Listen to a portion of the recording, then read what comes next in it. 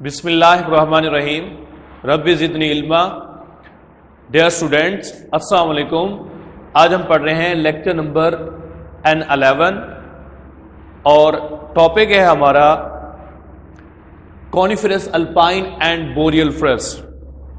Coniferous alpine and boreal forest जो है ये ऐसे फॉरेस्ट कहलाते हैं जो मोस्टली हार्शर इन्वायरमेंट में या कोल्डर इन्वायरमेंट में रहते हैं, यानी ये टेम्परेट डेसिडुअस फॉरेस्ट की निस्बत इनका जो टेम्परेचर होता है वो लो होता है।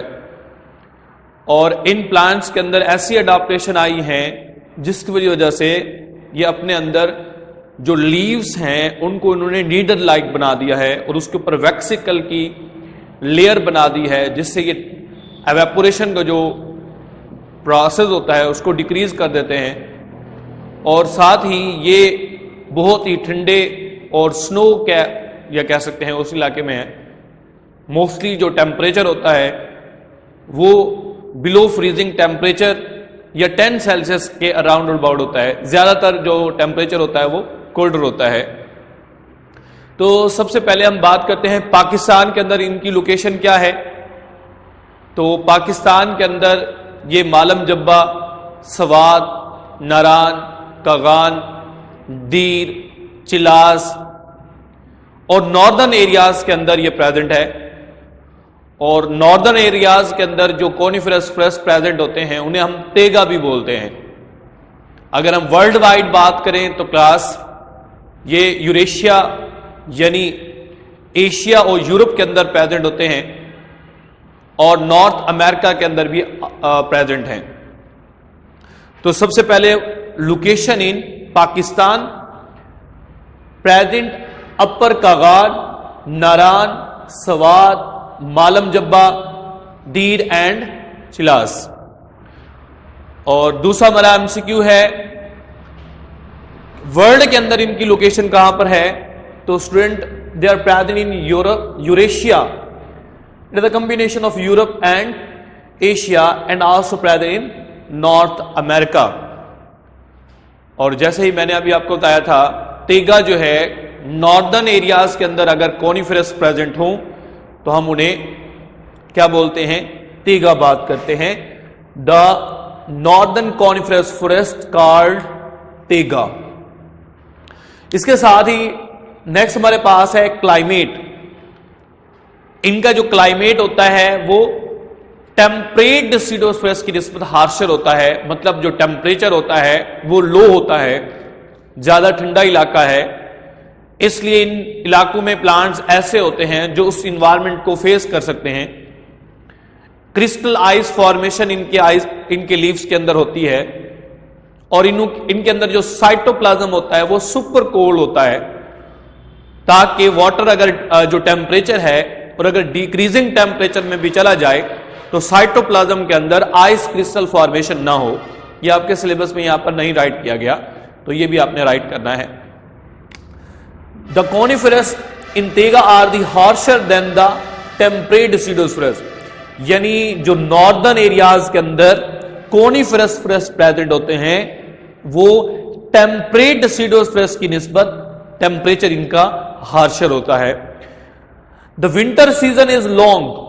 विंटर सीजन जो है ये लॉन्ग होता है, तकरीबन जो है ये 9 मंथ तक जो है स्नो आइस कैप्स रहते हैं और सिर्फ 3 महीने के लिए जो है 3 महीने से भी कम जो है वो समर सीजन आता है।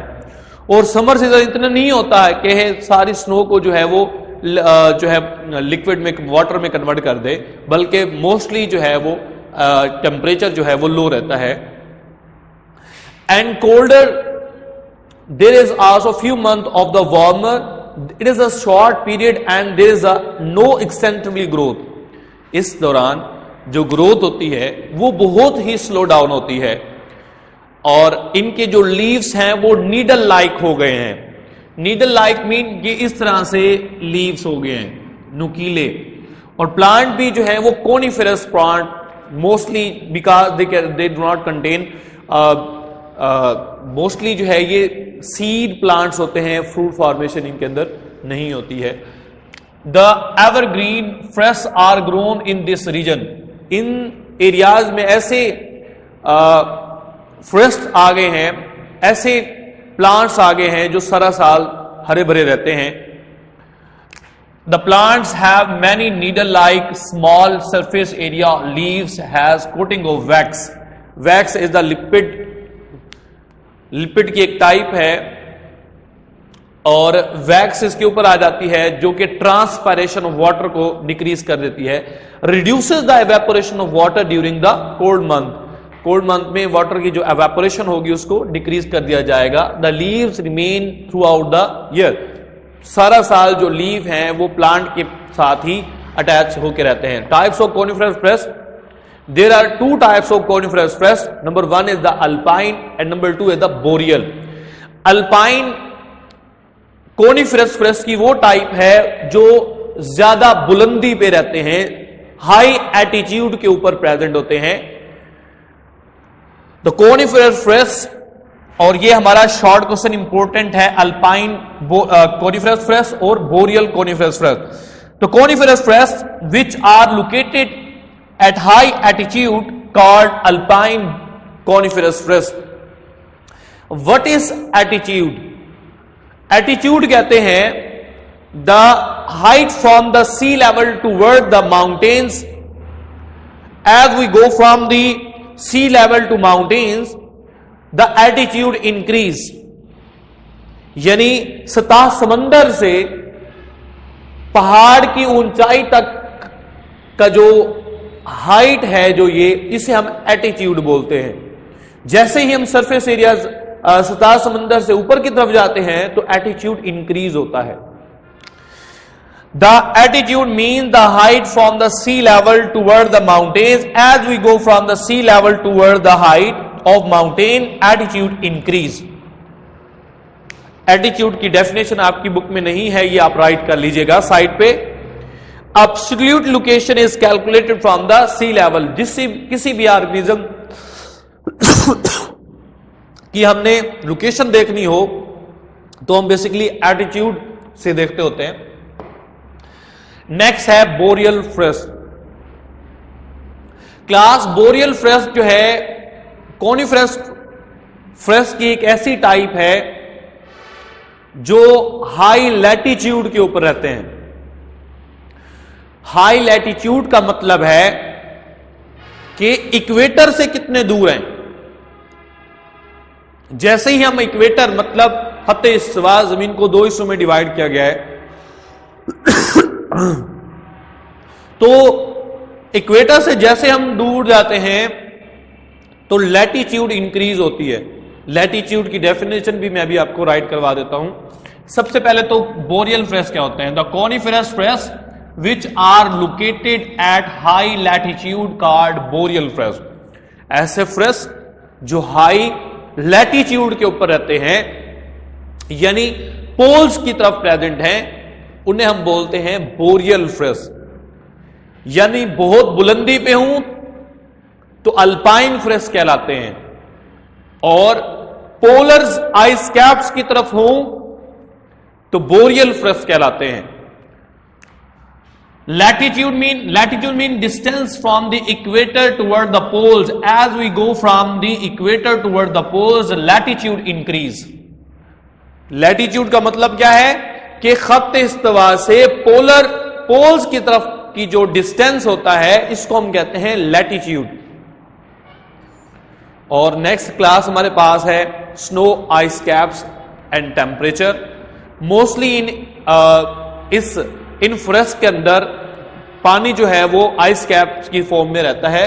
The constant cover of snow cover, they have sphere temperature below freezing temperature toward 10 Celsius. यानी फ्रीजिंग टेम्परेचर से ऑनवर्ड 10 सेल्सियस का जो है वो टेम्परेचर ज्यादा से ज्यादा रिकॉर्ड किया गया है. उसके बाद नेक्स्ट क्लास हमारे पास शॉर्ट क्वेश्चन है, write down the major plants and animals of the coniferous and pine and boreal forest. तो आंसर हमारे पास है, प्लांट जो है वो मोस्टली कौन से हैं? Pinus wallichiana, Pinus roxburghii, Abies pindrow, Picea smithiana and Cedrus deodara. ये हमारे पास मेजर प्लांट्स हैं 5 जो कि प्रेजेंट होते हैं अल्पाइन बोरियल फॉरेस्ट के अंदर। और एनिमल्स की बात करें तो एनिमल 2 तरह के, एक लार्ज मैमल्स हैं, एक स्मॉल मैमल्स हैं। जो लार्ज मैमल्स हैं वो ऐसे हार्श इन्वायरमेंट में रहते हैं। लार्ज मैमल्स इंक्लूड हैं जैसे कि bison, vole, black bear, deer और Marco Polo sheep. These are the major large mammals present in the alpine boreal forest. और दूसरा स्मॉल एनिमल जो प्रेजेंट है वो है फ्लाइंग स्क्वायर, उड़ने वाली गुलहरी, snowshoe hare, wolf, wolverine और crossbills. These are the small mammals. उसके बाद लास्ट में ह्यूमन इंपैक्ट। जैसे हमने अभी कहा था कि इस इन्वायरमेंट यानी जो अल्पाइन बोरियल फॉरेस्ट हैं इनका जो टेम्परेचर होता है वो बहुत डिक्रीज होता है, बहुत कम होता है। इसलिए ह्यूमन एक्टिविटीज इसके ऊपर ज्यादा असरअंदाज नहीं हो जैसे कि टेम्परेट डिसीडर फॉरेस्ट के ऊपर हैं। इस वजह से ये ज्यादा अनडिस्टर्ब हैं। लेकिन इस इलाके की जो लंबर या कह सकते हैं फर्नीचर बनाने के लिए जो लकड़ी यूज होती है तो वो उसके लिए इन जंगलात को जो है वो साफ किया जाता है वर्ल्ड के अंदर। The forest have sphere climate. The most of the coniferous are the undisturbed, ज्यादातर अनडिस्टर्ब्ड हैं। Forest are the major source of lumber for construction. इस वजह से कंस्ट्रक्शन की जरूरत को पूरा करने के लिए इस इलाके के जो जंगलात हैं यानी अल्पाइन बोरियल फॉरेस्ट उनको काटा जाता है। अदरवाइज इस इलाके का जो टेम्परेचर है वो बहुत ज्यादा लो है। इस वजह से ज्यादातर जो फॉरेस्ट हैं वो अनडिस्टर्ब हैं। क्लियर हो गया? तो आपने इस को अच्छी तरह से याद करना है, यानी तेगा की डेफिनेशन, अल्पाइन और बोरियल में difference, human impact, major plants और मेजर एनिमल्स, और इस इलाके की जो टेम्परेचर है वो आपने याद करना है। क्लास यहां पर हमारा लेक्चर एंड होता है। Thank you. Allah Hafiz.